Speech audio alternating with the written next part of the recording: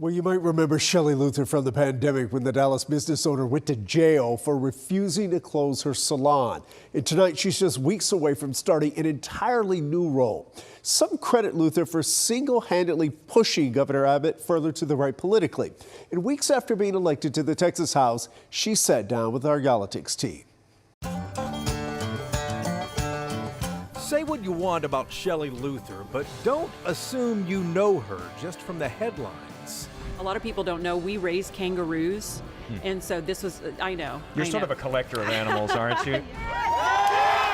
You likely remember Luther from 4 years ago, refusing to close her Dallas salon during the COVID shutdown. The thing that happened was one of my hairstylists called me up after about a month and said, look, I don't mean to freak you out, but I haven't eaten in 2 days because I'm just trying to feed my kids. And I'm like, okay, well, I'm not going to be the one responsible for that. But that one act of defiance, it single-handedly pushed Governor Greg Abbott further to the right, where he has remained ever since. I'm not mad about it.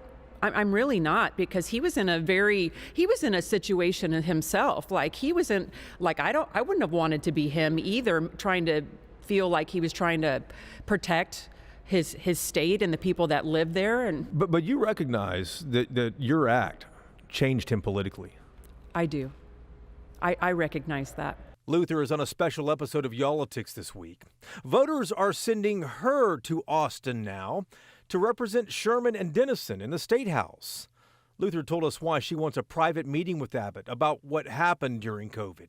She said she supports school choice, but told us why it is not a priority for her. And then one question gave her pause.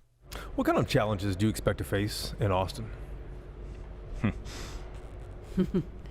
Well, you thought about that one. I just don't want to play games. And it's a lot of games in the Texas House. It's a tit for tat and not just doing what's right. It is remarkable, though, that Luther is even here to tell her story.